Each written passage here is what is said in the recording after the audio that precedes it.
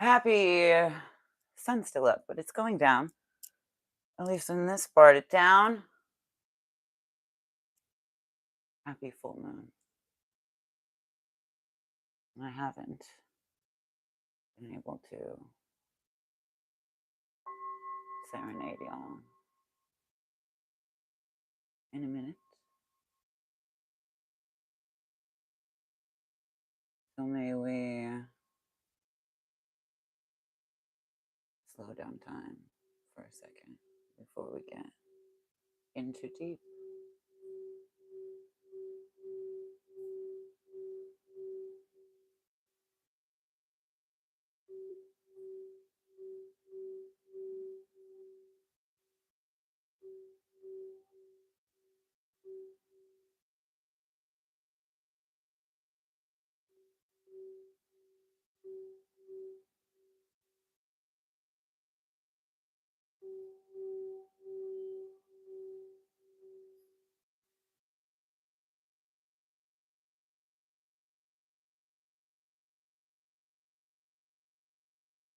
It lingers, so let it simmer.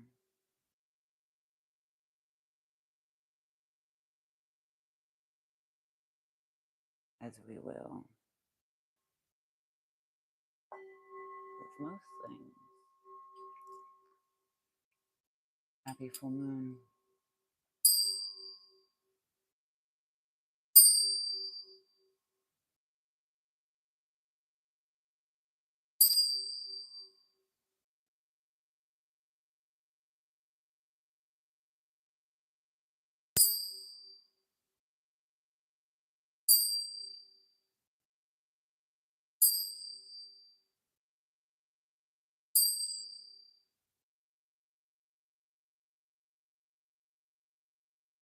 Cheers to good patterns, my friends.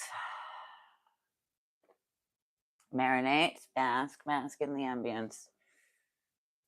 May it stir what needs stirring and settle where it needs settling. Happy full moon. That will be descending upon us and at its peak in the wee hours of the morn. And during daylight for people tomorrow as well. It's a full moon in Pisces. Lihili, Listi, Galinata. But not just that. I found it very interesting and particularly keen that though we may continue to hear this called the Hunter's Moon, there are some that also call it the Harvest Moon, and in some cultures would even call it a corn harvest moon, which has more to do with like general abundance and general wealth, because maize was also used as a form of currency and as a form of exchange of energy in a lot of ways. So it is not just a hunter's moon, it is a hunter-gatherer's moon, and that isn't a bad thing. Gatherer shouldn't be offensive. It is a hunter's moon, yes, but it is also a harvest moon. It is also both. And it's funny because even I had to come to that because I was like, see, it's the opposite. Which usually fills me with lots of vibration. And then you come to a tertiary solution and of the mind and heart, and recognize the intermediary between all things. And so it is not just a hunter's moon, and it is not just a harvest moon, but it is meant to be bountiful, meant to be maybe a lot to take in too, honestly. It's meant to be quite a lot. Jupiter is in Cancer, which I think is also very much the stark contrast between, not contrast, the thin line between intelligence and madness. Much like other occultists have said, you either lose your soul or you lose your mind. I think that's extreme because, well, my mind's intact and so is my soul. But I do think, intelligence and weightiness, or airiness and madness, um, are very very much kin. It's a very thin line. I think genius and madness is quite indistinguishable sometimes. And so I think we're sort of made to dance within that territory, which is interesting, especially considering Libra season and the ways in which we potentially may be dancing with many things. But if you've watched my last videos, Dance with the Deer Woman, which would bring this idea of antlers back into this moon, which is interesting. And in the fall, I feel like you do see a lot of deer, just kind of out and about doing their strange little thing. Um, let's see. Full moon in Pisces is also conjunct Saturn, which is dreams, which is dream seeding, which I don't know how I didn't know that. I mean, I guess I've been doing it. But also the ways in which dreams and nightmares also hold hands. Um, and I think very much the ways in which haunting and healing hold hands. You know, are these spirits that are haunting this house, or are these spirits that are asking to be set free, that are asking to be helped, that are asking to be, uh, found, because people get lost when they get, trapped on one side or another. And in that way, sure, we may go places and be like, ooh, what's the haunted spots?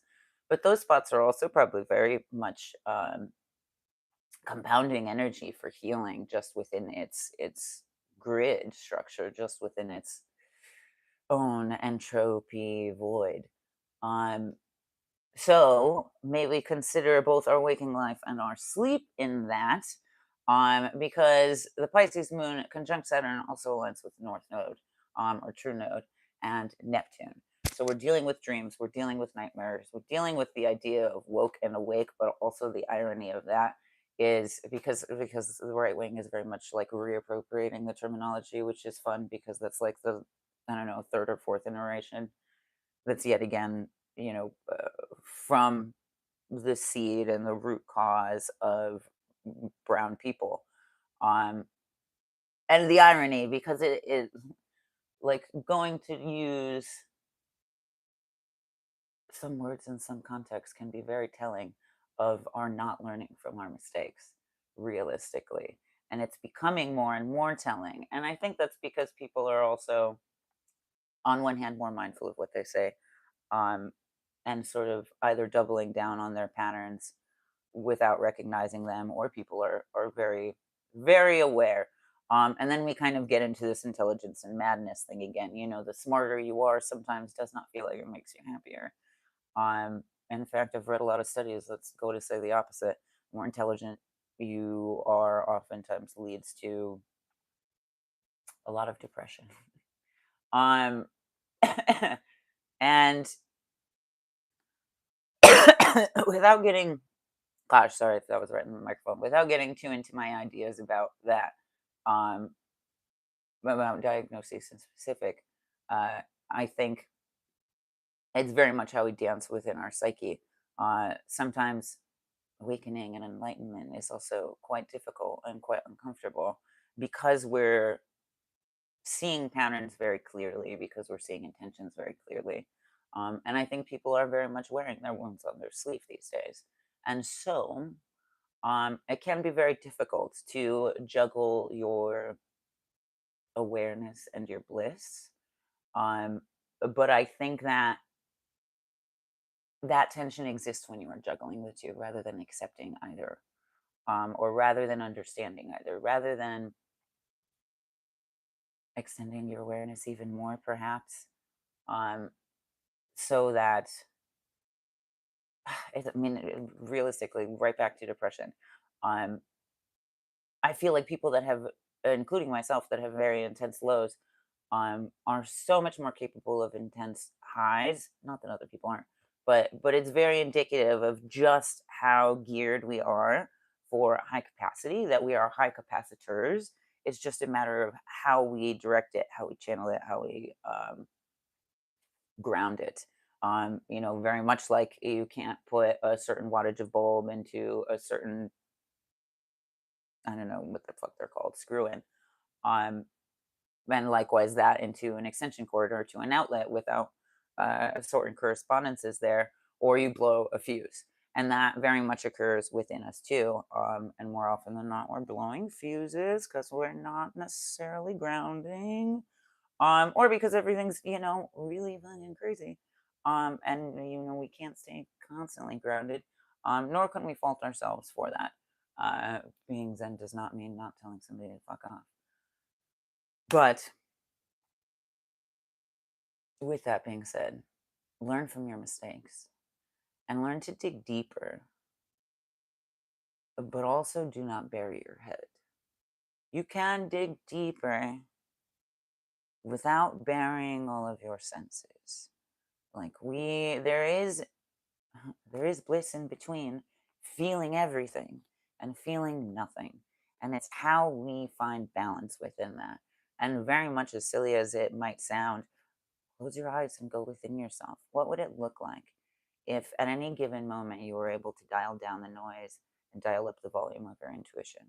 You know, dial down the white noise, dial down the other frequencies, and dial into yours, so that that becomes all the more clear to you and becomes easier and easier, rather than constantly bouncing back and forth between misery and bliss, intelligence and madness, you know, right, wrong, and all of these things, and these, you know, structures that sort of tear us at the in between.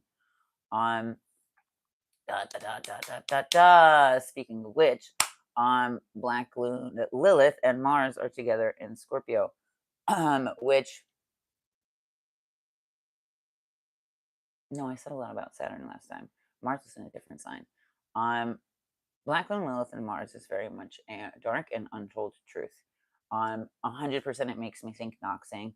100% I feel like I'm seeing it all around where there's these sort of hidden truths coming to rise. I mean, even in the way people are engaging in protest, um, and the things that they're saying seems like it's pulling at this root sort of thread. Um, and I think conversely, sort of, you know, again, the this or the that, conversely, silence speaks volumes. And you can be very aware of this and to use it to your advantage. And that's being very keen on your word and also being very observant of the way other people use their word. Sometimes people don't have to say much to tell you exactly who they are.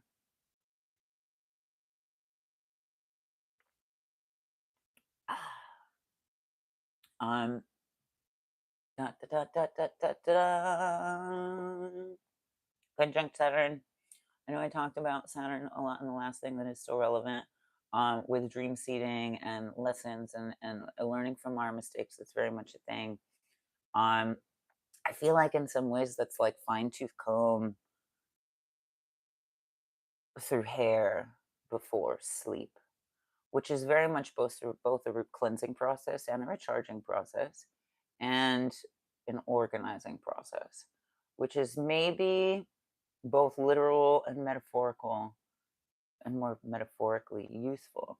Maybe when you lay down, you treat your energy like it is you're combing through tangled hair and untangling your energy and regenerating.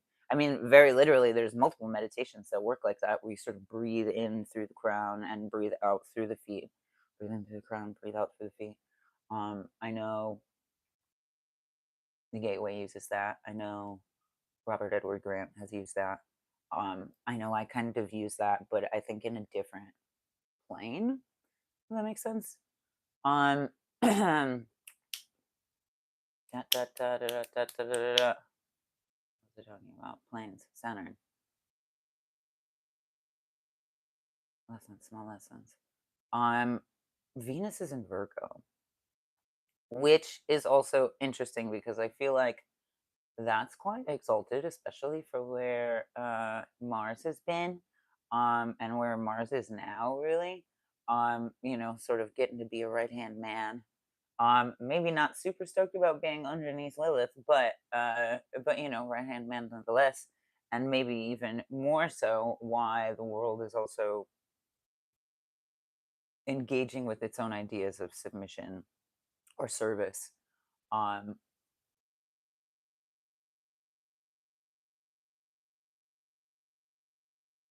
Venus is like checking off all beauty, mistress, maid, mother, and Virgo is also often the virgin. Is also often, the nun, the pure, the Puritan, the untouched, the unscathed. But also like the ward, the prisoner of beauty. Um, and it also opposes first house. And so I think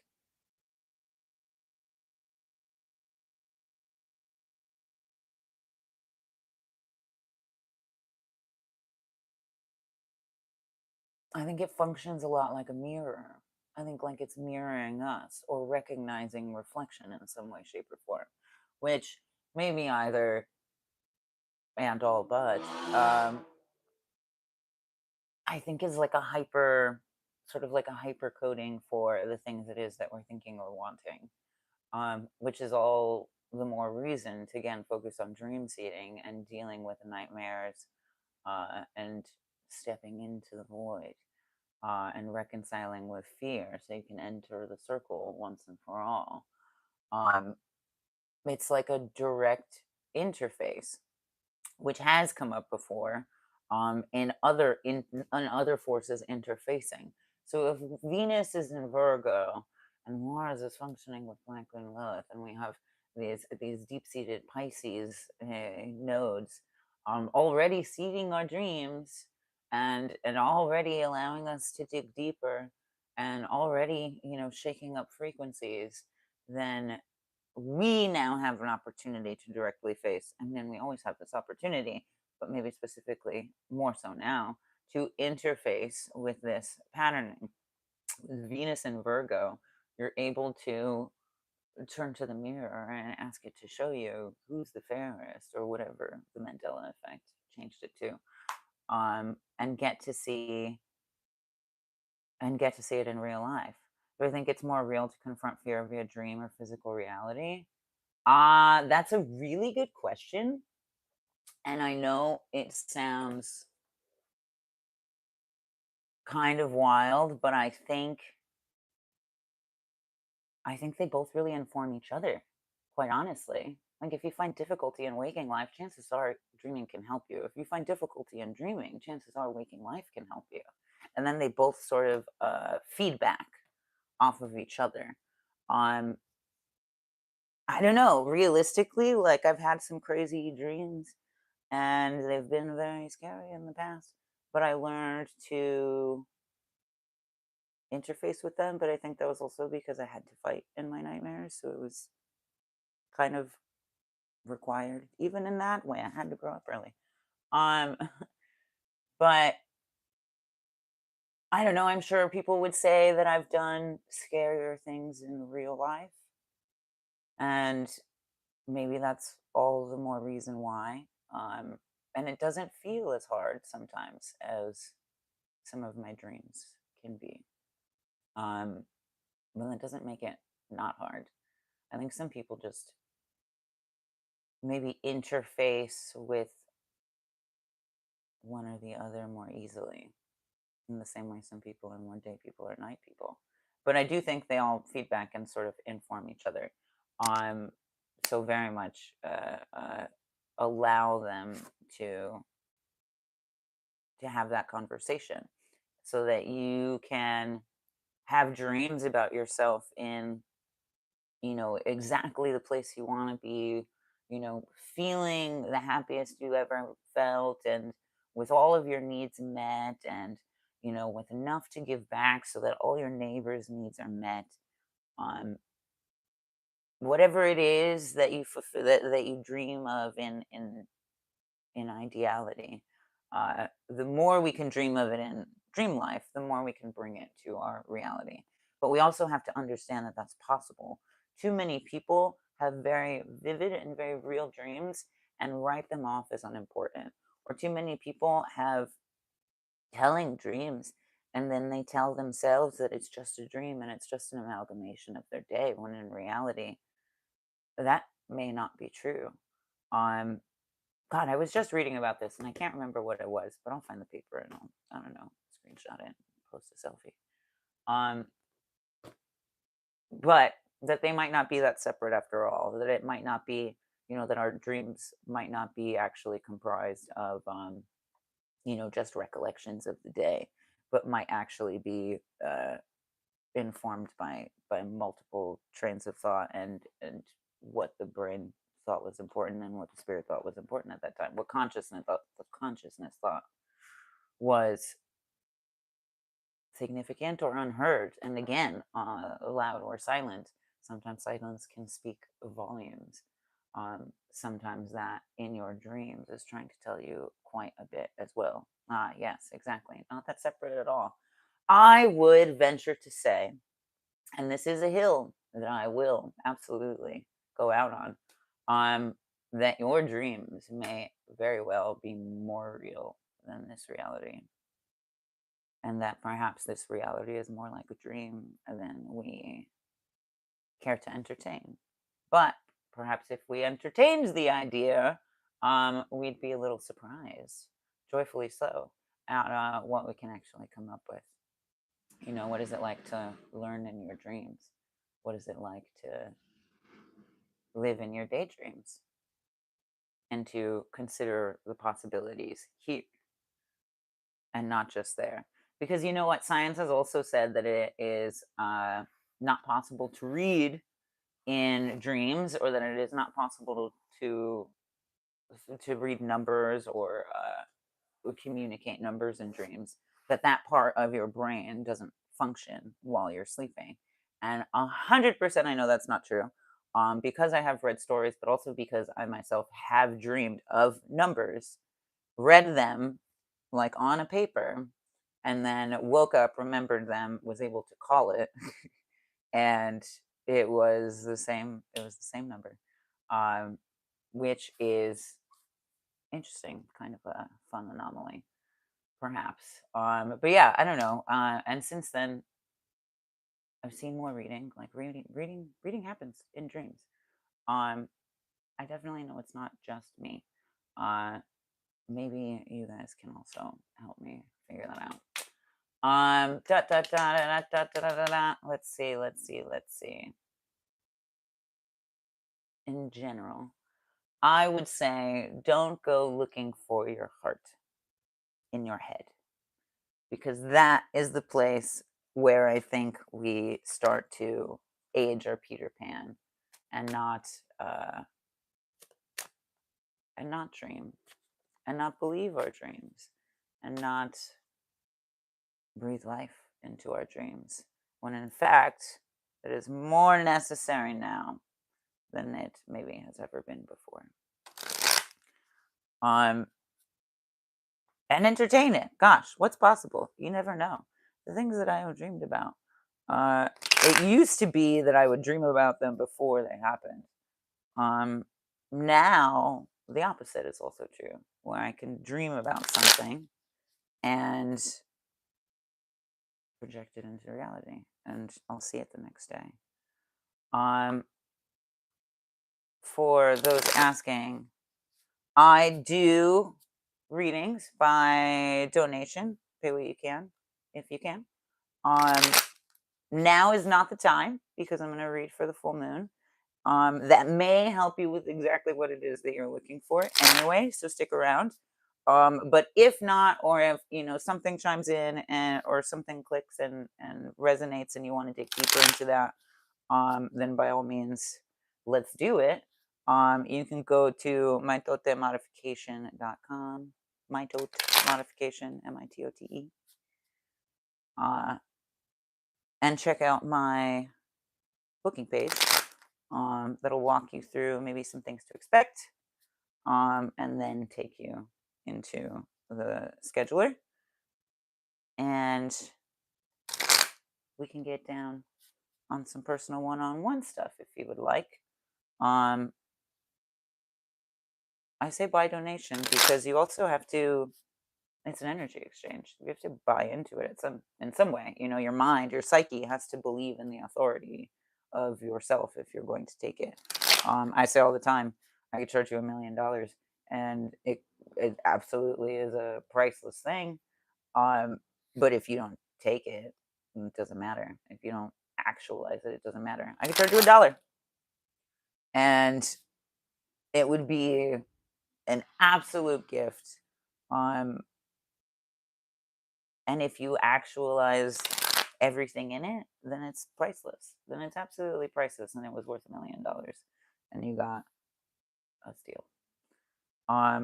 So I urge you to consider not the value of money, but the value of your effort and the value of your intention, the spirit of your intention, even because too often does money control the narrative rather than our intention controlling the narrative and using money as a tool. So, say with that, consider that, join us, and you can always check me out for later. I did also post an all signs reading recently. So that also might be helpful for you, dear.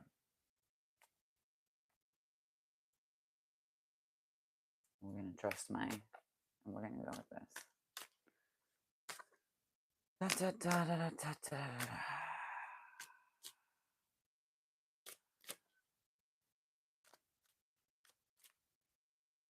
Okay.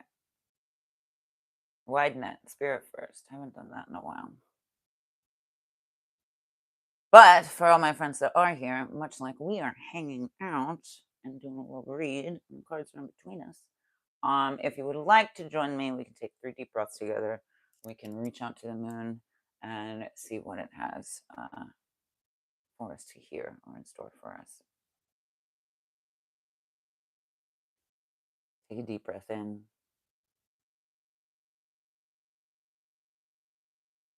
And exhale. Take a deep breath in.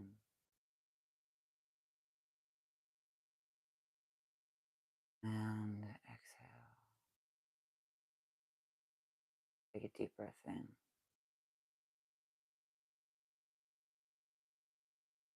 And exhale.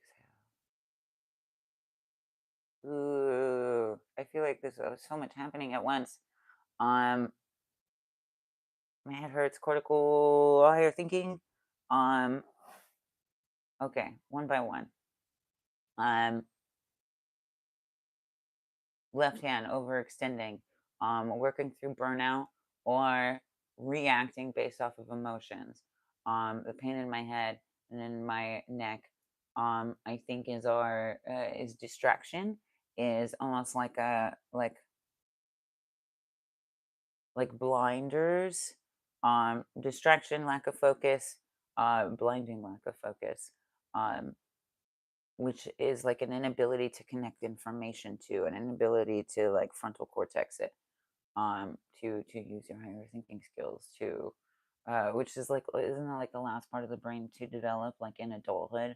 So our higher thinking, our higher reasoning, our critical thinking skills, which is very much under, has always, gosh, it's America, it's always been under attack, but we're in the midst of a time that's using those things to its advantage and not ours. So uh again, back to that Jupiter and Cancer, intelligence and madness, sort of binary. Dig into intelligence, embrace madness, um, but also jokingly so. Have some good humor about it, and don't take yourself too seriously. Uh, the more you can maintain that, in fact, is the more you can maintain a steady balance toward intelligence and not madness, because it is possible. You can grow and also not even stay grounded, root. Put your head in the clouds, absolutely, but root down real low.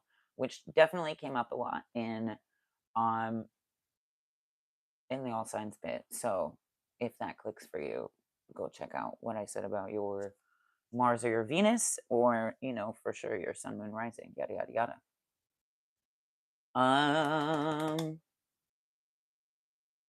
What was the other thing? Oh, my other hand. Um, I feel like the more active part of us, while it may be feeling like it's silenced or feeling like it's being like held back, in actuality, I think maybe we can take that as an opportunity to really finesse what it is that we're saying. And maybe we're not used to having to recalibrate or have to really be choosy with our words or have to really like plan things out. Like take it as a going back to the drawing board moment rather than somebody in your getting in your way, or life getting in your way. Um, because honey, that's life.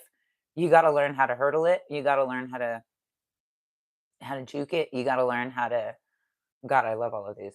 You got to learn how to hurdle it. You got to learn how to juke it. You got to learn how to maneuver it in general. And 100%, I mean juke in the football context and in the dance context, because that is where we store our trauma and it's better for us to dance. Gosh,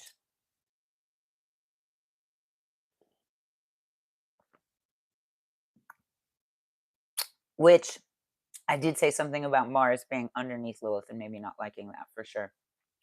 I think um and men as a collective are maybe coming to some understandings, um, or perhaps coming to some realizations, even, um, or maybe even being triggered into such. Uh, I think if it's hard to see someone else succeed, that's a you thing. Time to have a conversation with yourself. Um, Ask your dreams, it'll help you in your waking life. This is why meditation is so important because it is a sort of an intermediary in between as well. Um, I think some people, like some people don't like to be told what to do just because they don't like to be told what to do, not because it has anything to do with the whys or the hows. Like there's very much people that like tell me what to do for sure. I'm not gonna like it unless you tell me like why. I'm gonna reject it unless you tell me why, and that's because of a need to imagine, like not just for logic, but a need to like paint a whole picture about like what's going on here because uh mm, typically when I hear that people are leading with their heart in some way and so they have to get their minds to wrap around it and follow, or follow in suit, and I don't think most people necessarily are working like that. I feel like more often than not we're like dragging our heart along until our body gives up on us and then we blame our body for it, really. um which, like, what a shame when I'm sure the body is just like, but you've been like dragging your heart behind you on a pickup truck. What do you mean? What are you talking about?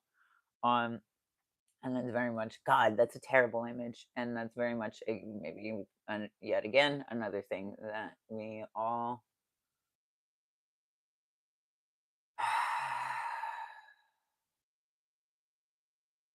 are better for recognizing and knowing. It is not an easy thing to know. It is not an easy thing to learn. But even just in that example of the ways in which oppressors have drug life behind them for pastime and hide away from those concepts. Those are one of those ways in which intelligence is not always easy. Intelligence is not always painless, but we have to be willing to sit with that and be willing to tend to the wound at all. um, which in a very literal way, some people are quite content risking infection to never look under their bandage, and that is a problem in so many ways. But a problem for that person, at most, a problem like I don't. Do you realize how dangerous that is for you, dear? Um, when it really can be an issue of maybe even just asking for support, asking for help, and being able to look under the bandage. assess the wound and stop the bleeding in some way, shape, or form. And I mean this all metaphorically, but also, yes, very literally. Also, yes, yes, yes, very literally. Um, which is maybe why I have such mixed viewers. Ooh, okay, okay, okay, okay. Six of Pentacles, first of, first to drop. Six of Pentacles, Two of Cups, Two of Wands, Five of Cups at the bottom of the deck. The Six of Pentacles is the one that I reacted to. Because it is such a building of perfection, because it is also such a balanced relationship. It is proof that the balance, the intermediary in between, that a easeful state in adverse times is possible within the nervous system, within the body, within the psyche. It's like a seed of hope that the cards are offering you. Um, as nourishment as well. It's the harvest brought to you in a lot of ways. It's the harvest moon brought to you on your doorstep as like an offering. The Six of Pentacles is like if we're all at a potlatch, um, that's such a strange word to say. Um, then the moon brought like your favorite thing to the party. Um, and adds it every other planet, and so we have this abundant course meal, essentially. And maybe Mars is just in charge of the wine instead of cooking. And so they're feeling less useful, but can take it as an opportunity to learn and to embrace and to perhaps experience and maybe have a conversation that's unlike what they're used to. And as often happens at shared dinner tables, um, maybe even with somebody that they never thought they would talk to. Which, you know, I feel like when I was younger, I talked to anybody and everybody. Not everybody wanted to talk to me because I still had a lot of shit going on. I still had a lot going on there. If anything, I was like way more outwardly goth. Um, but I was never afraid of situations that were people interacting with people that weren't like me.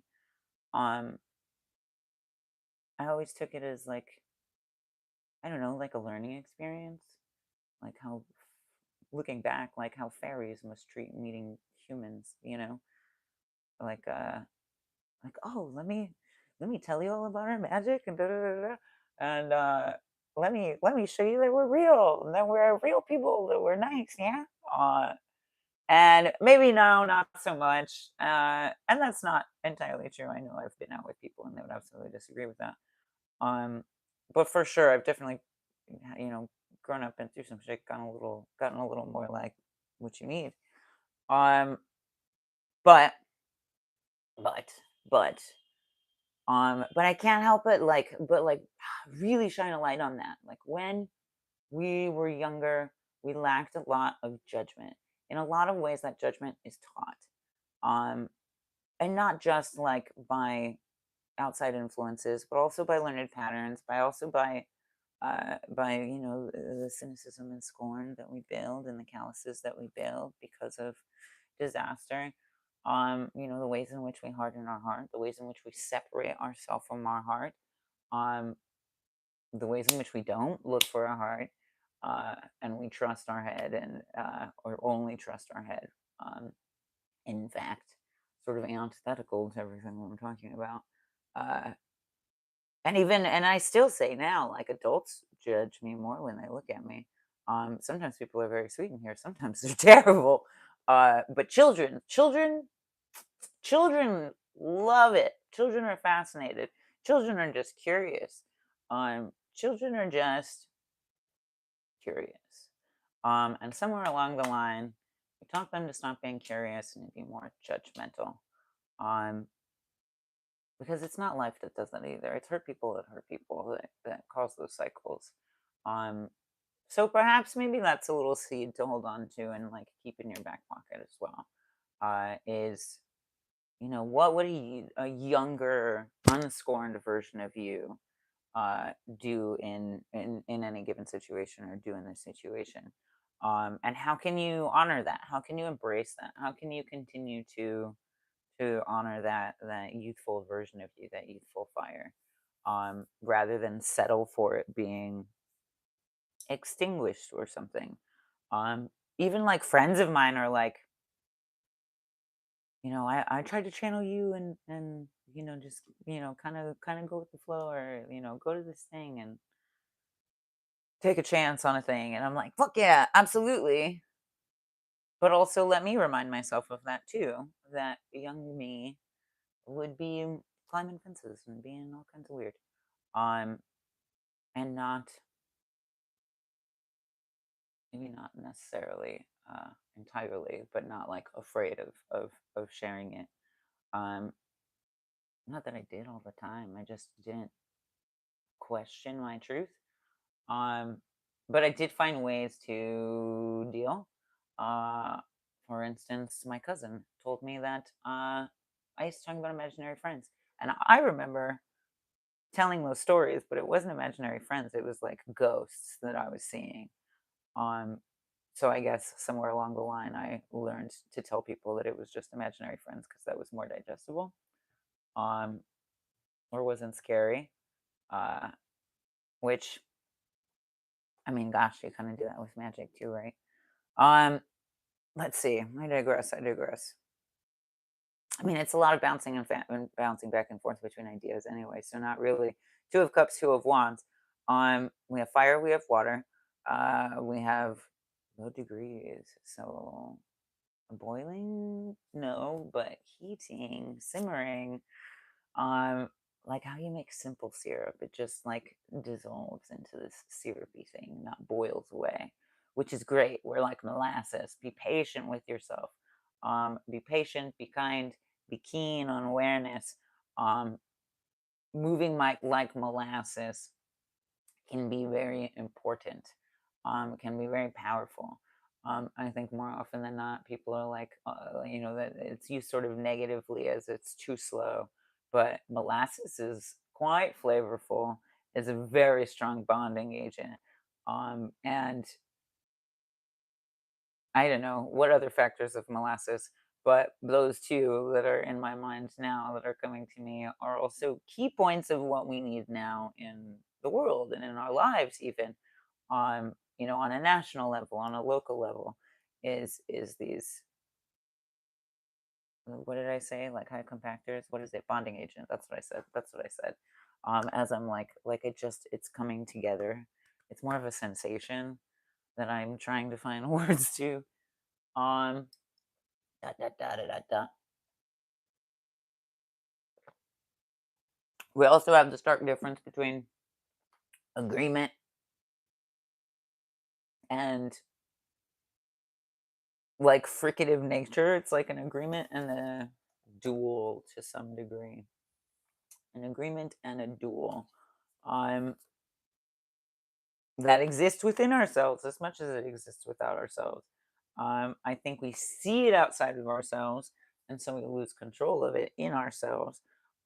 When we've really got to get keen on like acknowledging that, but then going back to like main port and uh, reestablishing our balance, your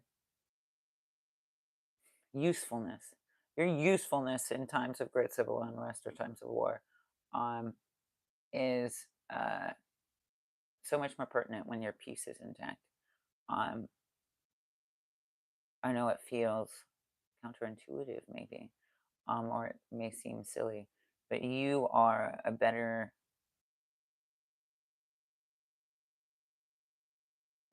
freedom fighter. You are a better warrior when you are clear with peace in your heart. Um, you cannot thwart storms when you are storm yourself. It really just grows, it turns into a hurricane. Um, Two of Cups is flowing agreement. I feel like that's information we offer. Um, not necessarily guidance either. It's also receiving, it's also listening. Um, as in a conversation. It's information we offer, information we're willing to accept, turning of things, and that billows over, and it's also how we create ideas, which is where we get the elevation of bubbles, which is where we get these new forms of matter that sort of spill over as consequential as like a byproduct of it. So it's not even something that we necessarily have to be so like strangulatedly driven for. Um, it's a natural byproduct of our ability and our capacity and our willingness to communicate. Um, so it will come. The more you're willing to, the more it will come. The more you're willing to imagine a different world, the more it will come. The more you're willing to imagine a peaceful world, the more it will come. The more you're willing to, and I promise you, just think about it before you sleep and say to yourself that you'll remember it and that you're active in it. So much of magic and spirituality um, is also very affirmative prayer and sort of source coding in that way, um, which is amazing too. As that keeps coming up, uh, the source code of any given moment is your memory. Um, is not just your memory, your cellular memory is not just your cellular memory, is your emotional memory. Is not just this timeline's memory, but others as well. Um, and the closer we get to remembering those, the easier it is to discern. Five of Cups, bottom of the deck. It's a lot of options, a lot of distractions. It's a lot to focus on. It's also us recognizing the things that do not fit anymore, the things that we do not want anymore, the things that we um, feel weigh us, feel distract us, feel intercede or intercept our intuition. Uh, there's very much ways in which we indulge or self-medicate so as to escape the pain or of the day in some way, shape, or form. Um, but this figure, it's a clear head, is using their hair as an antenna. It's very connected with the moon. This is also very much this Venus Virgo energy because the crescent moon crown is not just a symbol of intuition, but a symbol of exaltation.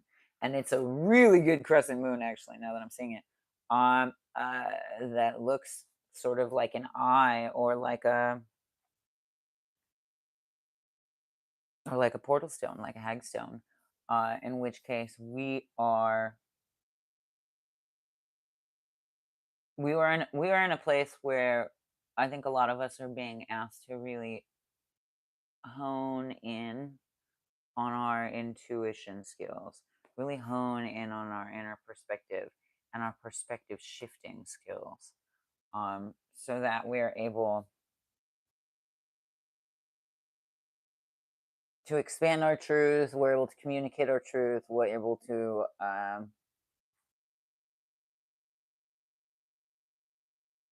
hand over and collaborate with ideas, even, and also be clear in not discernment, designating like moving parts. Um, and again, that kind of really just takes me back, like as much as I was like I can see it moving, and it's almost like boxes on like a, or you know how like the airport has those turnstile things. It's also very much like I said earlier, like go in your mind, and what would it be like if you were to turn down the noise and turn up your frequency? What would it be like to turn down all the feedback and, turn up your bass? What would it be like to turn down, and I guess the bass would be like listening to your heart, really. You know how you can go underwater and almost like hear all of your blood flowing? Um, which like visualize all of that as you like adjust these things, so that you can tune in to the reality that you want to the reality that you feel most aligned to the kind of reality that you want to see, and make that a daily practice. Like, quite honestly, it is very much a thing within lucid dreaming community too. Is like there's modes of getting into lucid dreaming, but if I wonder how much more we could apply that to waking state as well. Like, cool, you do that before you go to sleep. If you do it before you get up, does that make this also a dream? Which,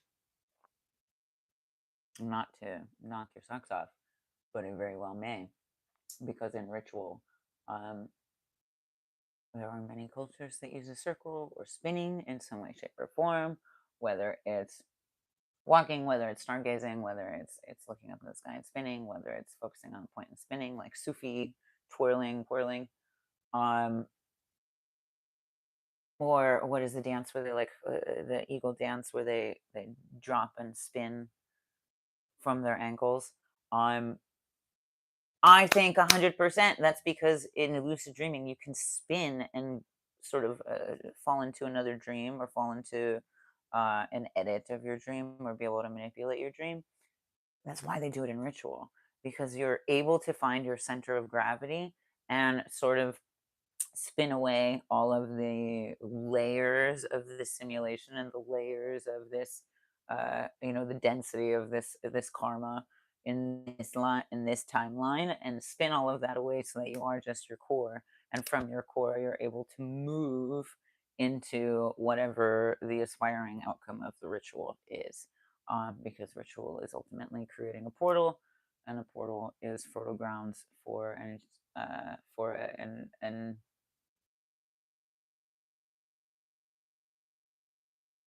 articulated outcome. For an articulated outcome, I wanted to say something other than manipulate, because too many will just assume the worst. Let's see.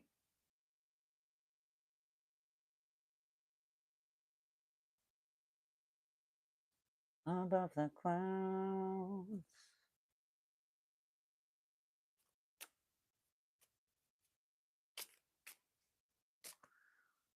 Above the clouds. Above the clouds. Thinking above the clouds. How does that travel?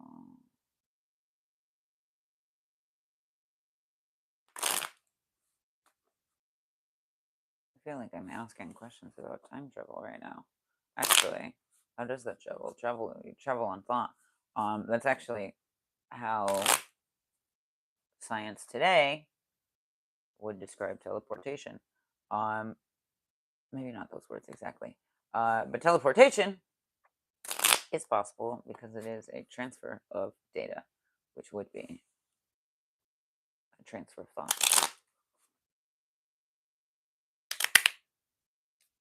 So it's only a matter of time before we really harness that idea and are able to shift ourselves into that reality, perhaps.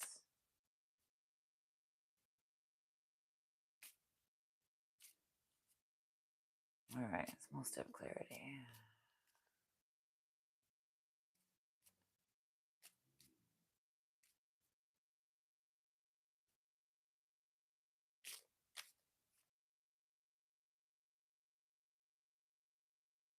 All right, my friend. Much like we are hanging out, much like we have cards in between us, because we do, you're more than welcome to take 3 deep breaths with me, so that we can, as a collective, tap into the waves of the moon in Pisces and see if it can relay anything for us. Take a deep breath in and exhale. Take a deep breath in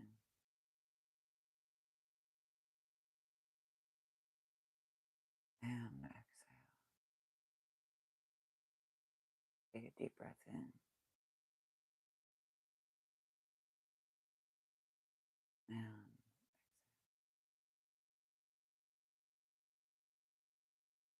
Interesting. Interesting. I feel very airy, very elated. I feel like my hearing got really like condensed. Um, like I mean, I guess not condensed, like almost like an echo, which would happen in a very big room, in a very big empty room. Like a deprivation chamber, I suppose. Uh, which not that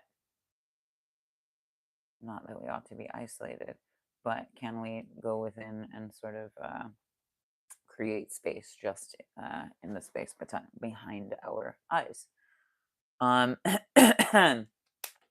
um, it felt a lot more easeful. It felt very trusting, almost kind of like giving of trust in a very real way. Like trust fall is also how you can move through dreams. It's like perpetually falling is a nightmare that happens, but you can fall out of it and learn lucidity in that loop. Um, the hit and miss of this is hardcore because on one hand, it's like, okay, we're trusting our hearts, we're trusting spirit, we're, looking for our hearts where exactly our hearts is, where our desire is, we're looking at the site of the wound because of the blood.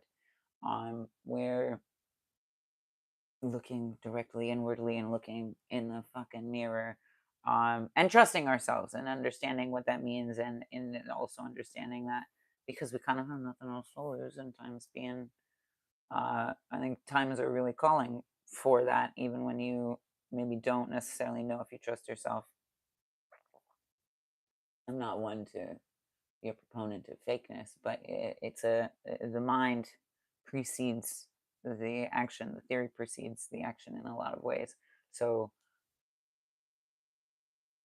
set your mind into the kind of confidence that you want in the action, and the two will start to inform each other, much like dreaming and awake again.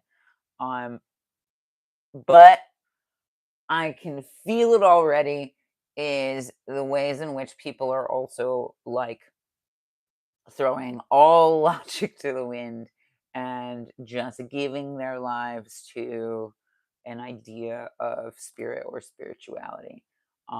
That's a lot of people joining cults. Um, you know, baptism or whatever.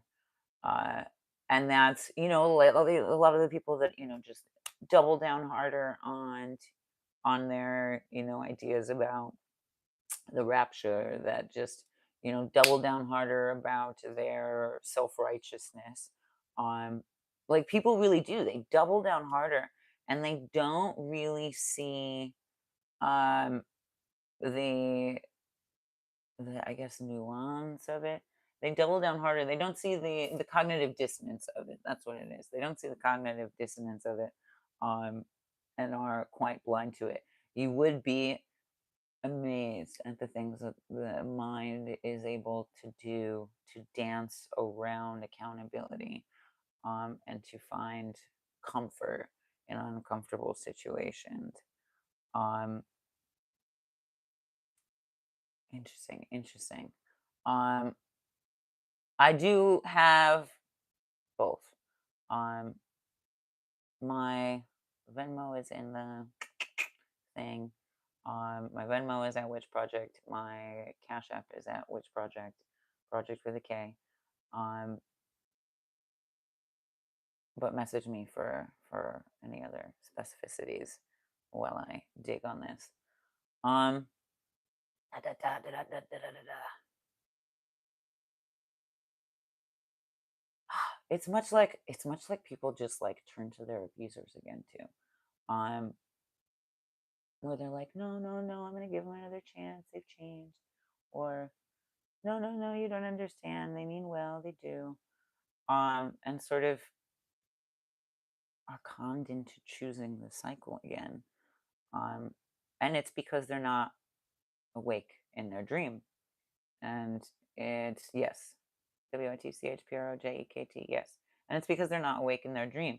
And I know we are talking about waking life, but again, the ways dream and the ways in which dream and awake influence each other. There's also the ways in which we also perpetuate cycles and continue to act by habituality and compulsion, or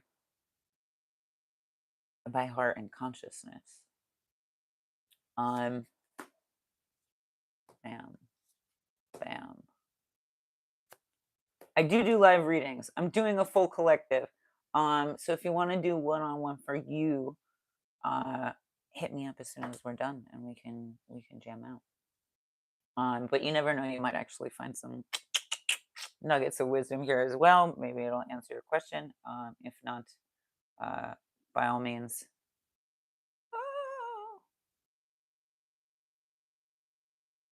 If not, by all means, we can do something one-on-one. Anyhow, thank you. I appreciate it. Fire, I can feel it actually. Fire and water. It's just very like humid.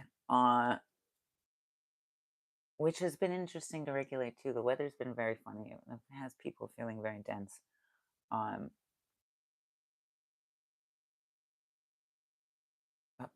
Ooh, these colors are interesting. Gosh, it's Halloween. These cards already. Queen of Clubs, bottom of the deck. Which is very much, yes, fire, but also the ability to use it well, the ability to be able to use it wisely. Any weapon you carry that you don't know how to use is a weapon against you. In a Street Fighter, anything, like homies that carry pepper spray and knives or what have you, that's fine. But any weapon that you don't know how to use is a weapon against you. Yes, exactly. Agni, pure fire, inner fire, like source code fire. It's you before colonization. It's you before all of the layers of patterning and cognition, I suppose, that go into it. It's the clay before it is molded in a million and one ways. But the Queen of Wands is awareness of this. So maybe that's a key concept you've never heard before. For some of you, I absolutely tap into that in my Decolonize Your Mind course because we move through the Kosha, and because it discusses the medicine wheel. But 100% lean into it, do your own research too, and investigate where that lies in your body so that you can better direct it. The more you are aware of your inner Kundalini fire, of your inner desire, of your Eros, of your fire of Agni, the more you are able to move responsibly in life. And this is where we get into, the converse is a world that, is so unaware and so blind to its own wounds that it's bleeding all over other people. That our own hurt is bleeding all over others. We've grown up with this saying to wear your heart on your sleeve, but we're not wearing our hearts on our sleeve. We're tucking it in our back pocket, and we're wearing our wounds on our sleeve and bleeding all over everybody else. And so that has to be dealt with. That has to be handled. The Queen of Clubs is not that messy. The Queen of Clubs is like the person you go to help deal with these, especially if you don't know how.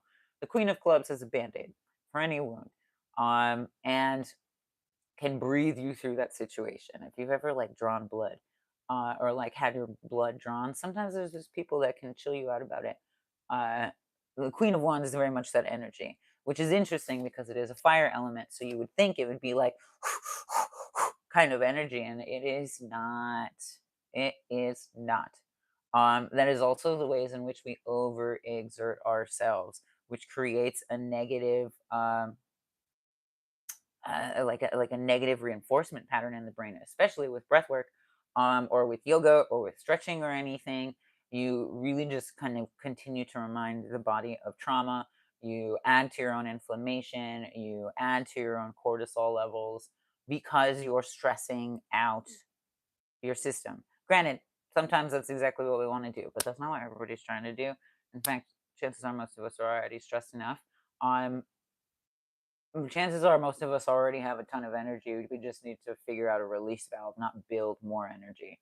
And so this is for those people. And also, realistically, anybody who's just kind of mindlessly building energy, use it wisely. Use it wisely. You'll notice even when I'm reading, sometimes when I just like need to dial my focus back in, and sort of sharpen the edges, sharpen the corners. I kind of do like three quick terse breaths too, because it does it like hyper fuels, and then it'll kind of disseminate. The Queen of Wands is more like breathing long and full. The Queen of Hearts is like, I mean, Queen of Clubs is like,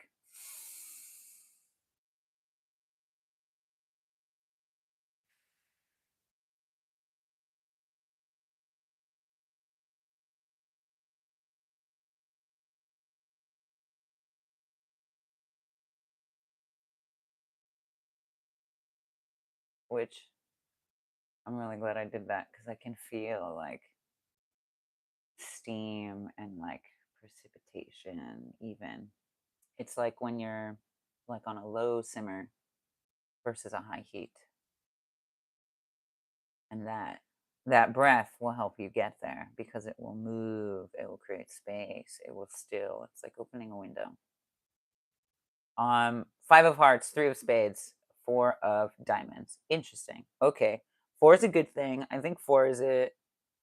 Ooh, I love this. I was just thinking about this. Four is this dimension. Four is this dimension as we see it and as we interact with it.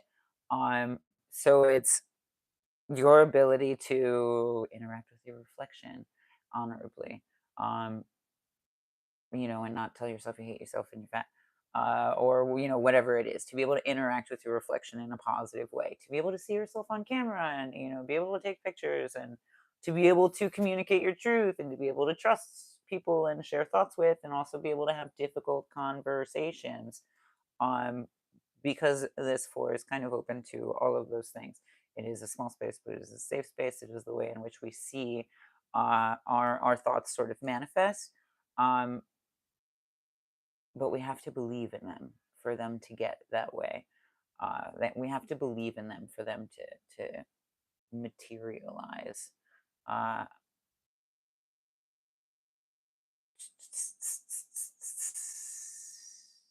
which is maybe just knowing that we have it, like everybody's got that homie that's just got all kinds of stuff in their bag because they're just ready to go because they know, oh, you need this, oh, you need a bag, oh, you need nail clippers, oh, you need tweezers, oh, you need baby wipes. I don't know.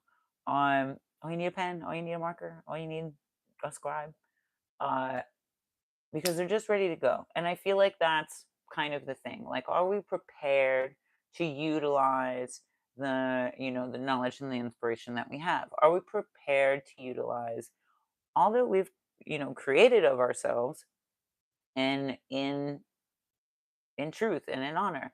And that's as simple as in not stuttering or feeling bad about yourself when people ask what you do for a living or something, or not feeling like you have to live up to any of those sort of social norms or milestones, or any of what we're told is the tangibility, because in reality this Four of Diamonds is a really good reminder that you have something to bring to the table already. The Four of Diamonds is you knowing what you bring to the table and bringing it to the goddamn table.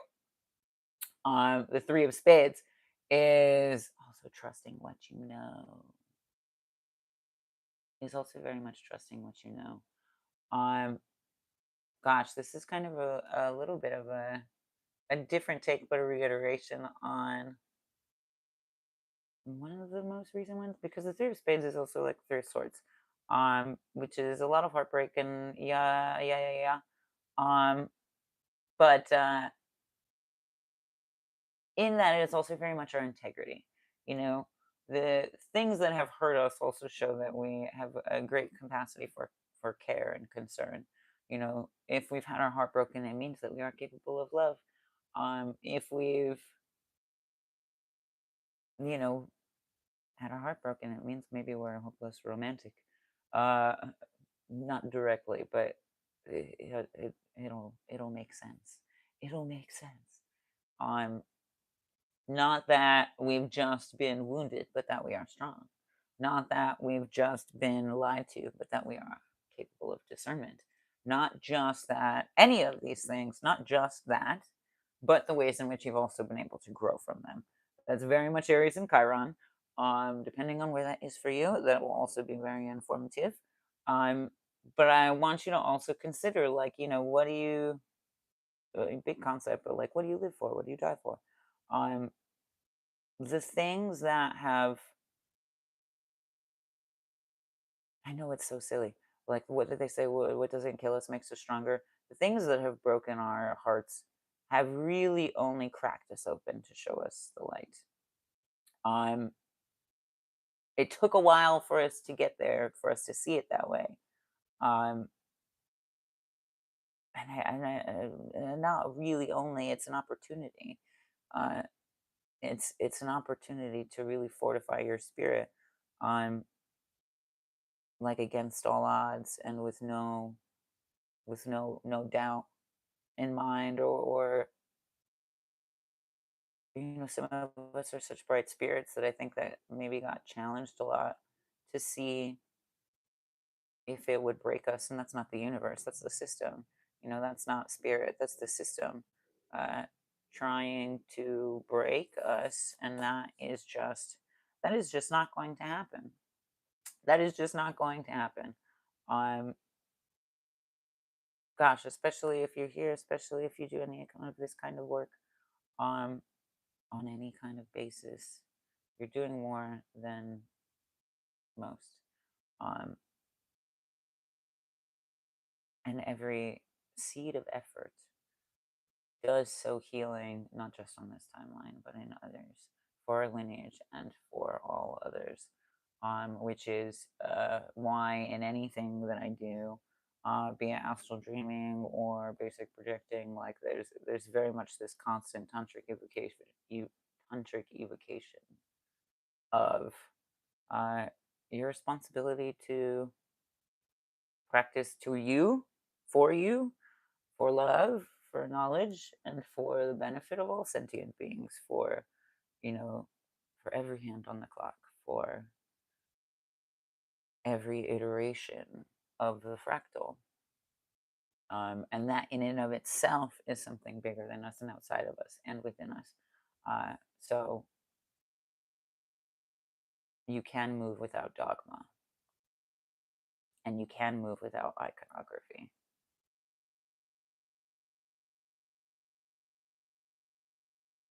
Gosh, Three of Spades is always such an interesting card.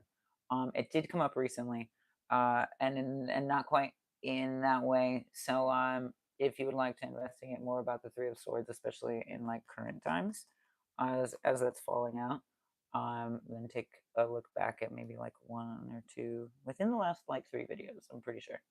Um, Five of Hearts, Four of Diamonds, Five of Hearts.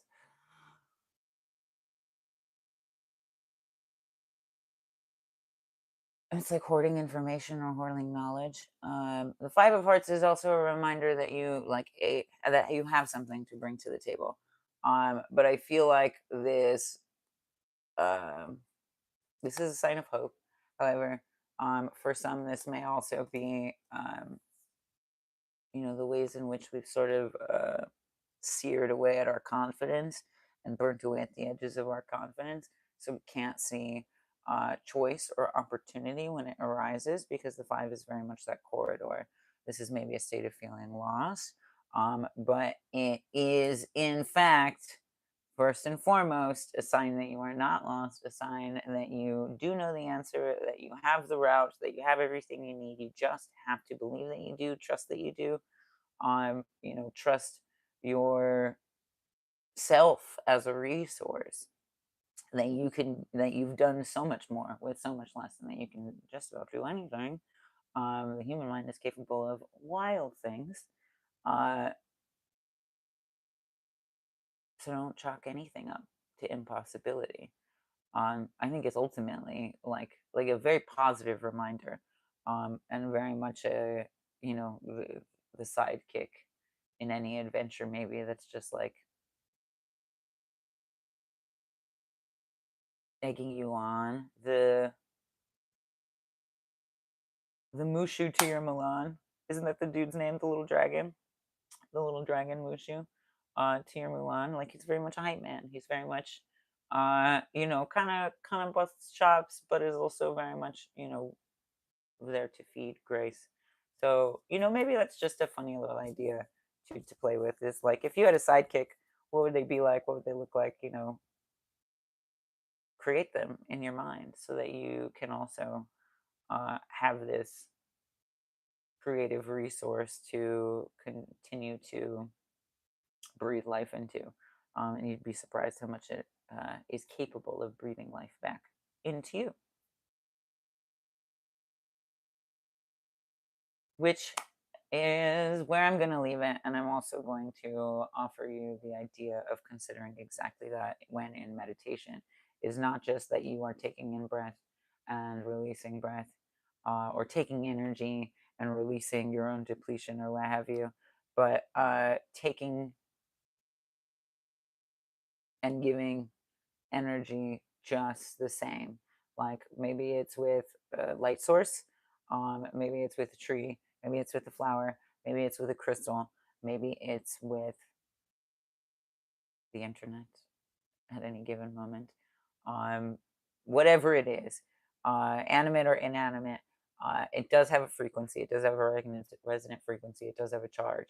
And so in this way, you're able to not just use the earth's energy to reinvigorate you, but to also use your energy to reinvigorate earth. And I know some people would say, or the space around you, I know some people would say that you're already doing that with CO2.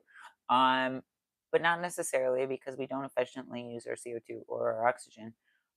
So chances are a lot more people are holding on to CO2 because they're not efficiently using oxygen in their body and breathing a certain way. So that's not necessarily true. But what I want you to think more of is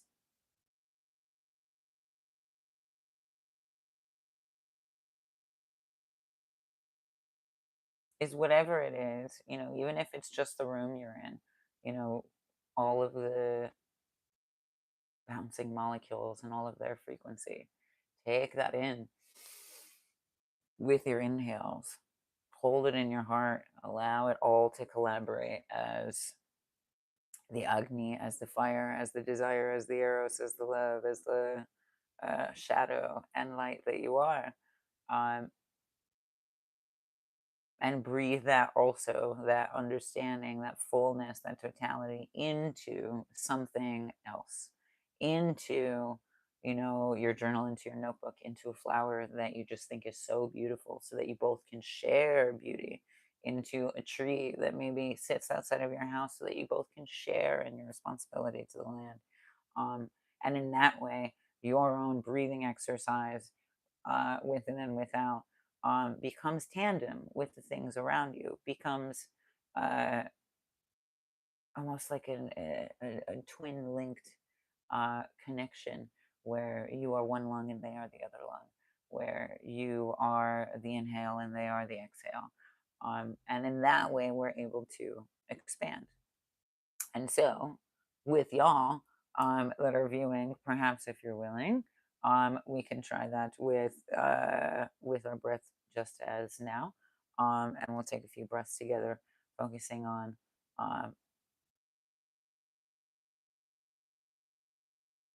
taking in energy with our inhales, taking in beauty, and breathing out beauty. Taking, even if you're looking at a hole in the wall, taking in it for all that it is and all that you are witnessing it for, holding it in your heart and releasing it, like you're breathing life into it, and also thanking it for the energy that it has for its manifestation in your paradigm.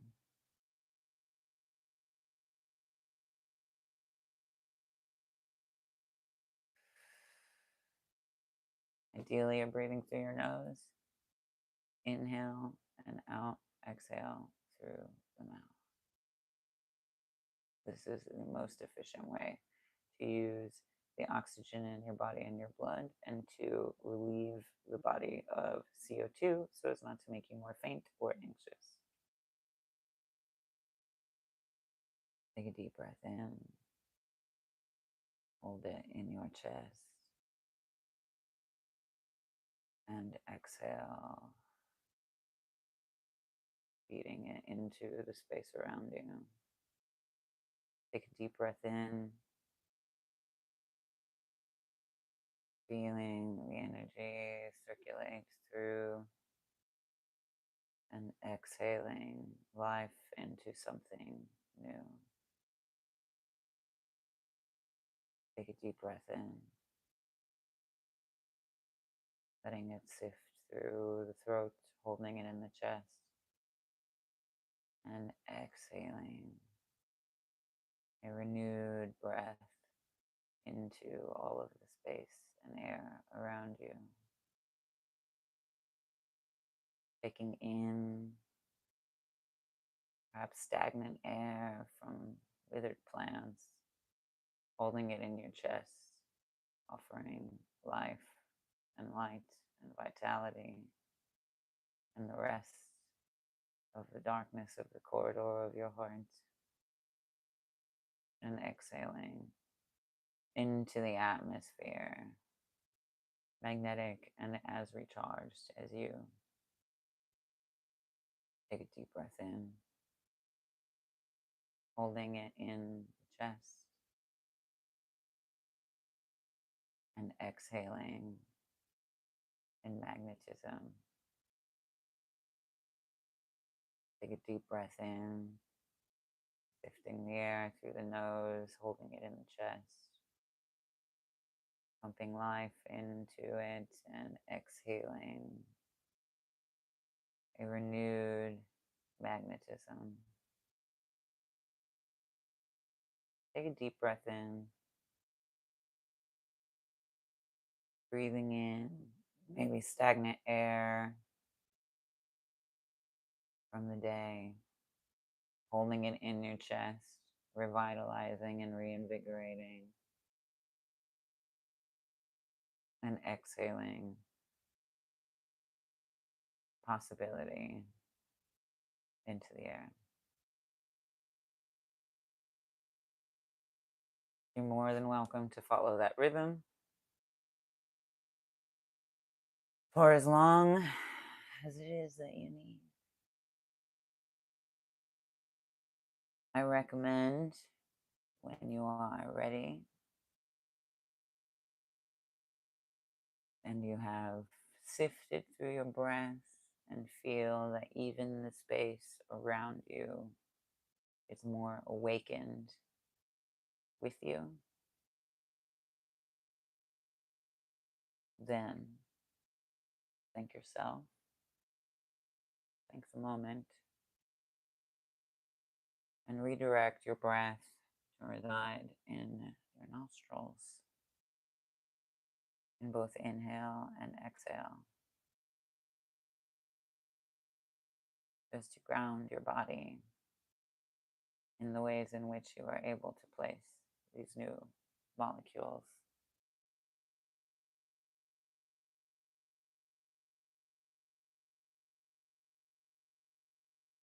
I'm very happy to hear that. In a better place than before you came here is my deepest intention. And so I'm very glad with that. And it does not end here. Now you have some more information, some more practice, some more memory to carry with you into other times, other spaces that you may feel needed, because it will be needed.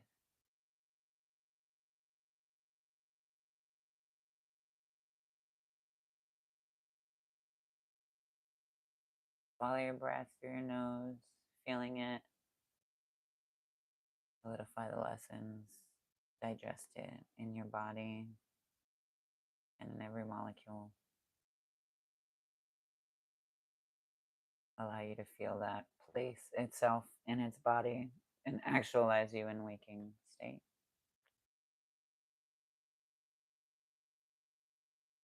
May you feel calm and clear and present.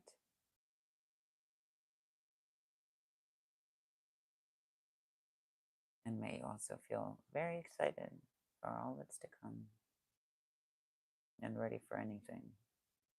Because not all of it's going to be exciting, but we sure as fuck are ready, ain't we?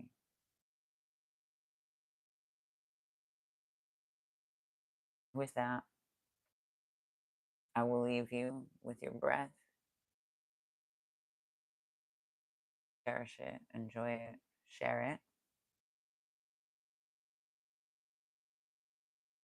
it, lead with it, and be led by it. I appreciate you for being here. I thank you for taking the time, taking a chance, and for participating in the paradigm shift. Chili Ashilikoyo, Squista, Punadakoi, and a happy new moon, full moon. Take care, my friends.